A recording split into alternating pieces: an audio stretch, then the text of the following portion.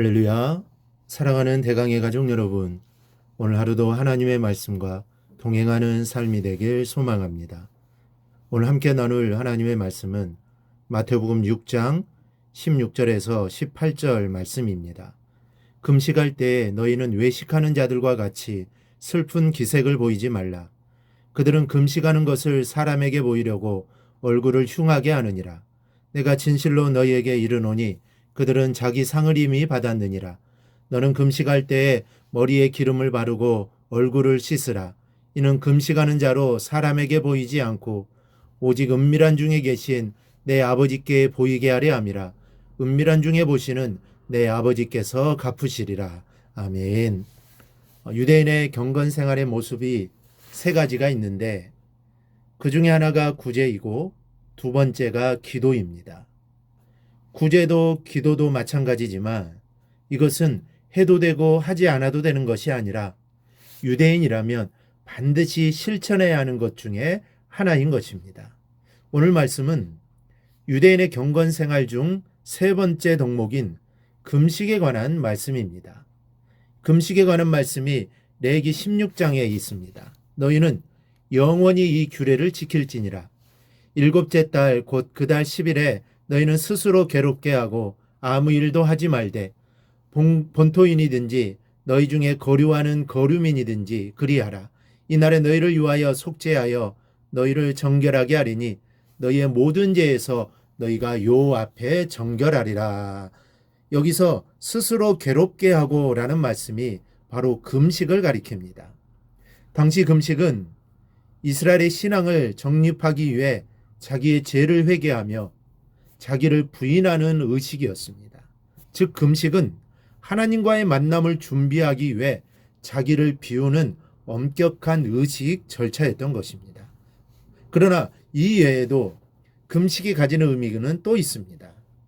당시 이스라엘의 금식은 가난한 사람들의 굶주림을 직접 느껴봄으로써 그들을 도우려는 마음이 생기도록 해주는 기능을 했고 또 음식을 먹지 않음으로써 절약된 돈을 가난한 자들에게 줄 수 있게도 했습니다.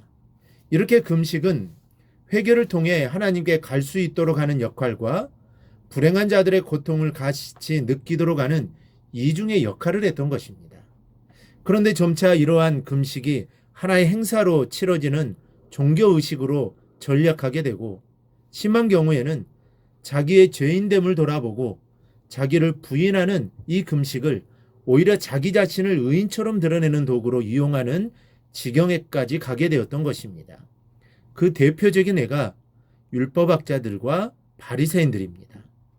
그들은 금식할 때에 행여나 누가 알아주지 않을까 안달하다 못해 얼굴에 마치 금식하고 있음이라고 써붙이기라고 하듯 슬픈 기색을 하고 다녔습니다. 게다가 다른 사람은 1년에 한 번 속죄일에 금식을 했지만 그들은 무려 일주일에 2번씩 꼬박꼬박 금식하되 많은 사람들이 모이는 곳이나 특별히 장이 서는 날을 택해서 장터에서 많은 사람들이 자신들의 금식하는 것을 보고 감동하도록 계획적으로 금식했습니다.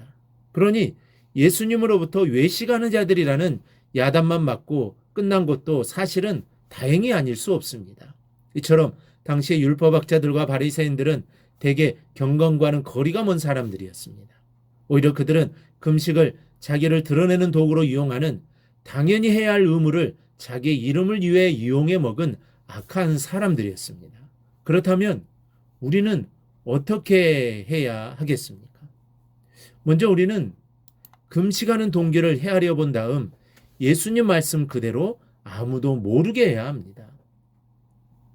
여러분, 오늘 말씀해 보니 예수님께서는 위선적인 금식을 비판하신 것이지 금식 자체를 부인하시지 않으셨습니다. 그러나 금식은 언제부터인지 우리의 신앙생활에서 거의 사라지고 말았습니다. 예수님조차 친히 금식을 통하여 공생애를 준비하셨건만 오늘날 성도들이 하나님의 일을 위해 금식하는 경우를 좀처럼 찾아볼 수가 없습니다. 여러분들의 당면한 문제를 해결하기 위해 일심으로 금식하며 기도하십시오. 또한 한 걸음 더 나아가 여러분의 이웃을 위한 금식을 소문내지 말고 하십시오. 그리고 무엇보다 내게 맡겨진 하나님의 일을 위해 금식하실 수 있기를 바랍니다. 그리하며 우리 하나님이 문제를 해결해 주시고 또 사랑하는 마음을 주시고 맡은 일을 감당할 수 있는 지혜와 능력을 그 구하는 자에게 주실 것입니다. 또 하나, 금식을 오래 하는 것이 자랑이 될 수 없습니다. 우리 기독교인들과는 비교할 수 없을 정도로 금식을 많이 하는 타 종교인들도 많습니다. 인도의 요가 도사들, 또 불교의 선승들은 몇 달씩, 몇 년씩 한 줌의 쌀로 연명하며 도도 닦고 금식을 합니다. 물론 우리들은 때로 금식하며 회개하고 금식하며 하나님의 뜻을 알고자 하며 금식하며 필요한 것을 구하는 기도를 합니다. 이와 같은 금식은 영적 성장에 도움이 됩니다. 그러나 그렇게 금식하고 산에서 내려와 탐심으로 생활하고 관용 없는 생활을 한다면 그 금식이 무슨 의미가 있겠습니까? 금식은 반드시 큰 문제가 닥쳤을 때 하는 비상수단이 아닙니다. 오늘 나의 생활 속에서 세상에 대한 나의 욕심을 절제하고 하나님의 사랑을 이웃에게 베푸는 것이 하나님을 기쁘시게 하는 참된 금식 생활입니다. 이 사실을 마음에 깊이 새기고 참된 금식 생활을 하시는 우리 건건한 성도들이 다 되기를 바랍니다. 그리할 때 금식을 통한 하나님의 은혜와 응답의 기쁨이 우리의 삶 속에 넘치게 될 것입니다. 18절을 보면 갚으시리라고 하십니다.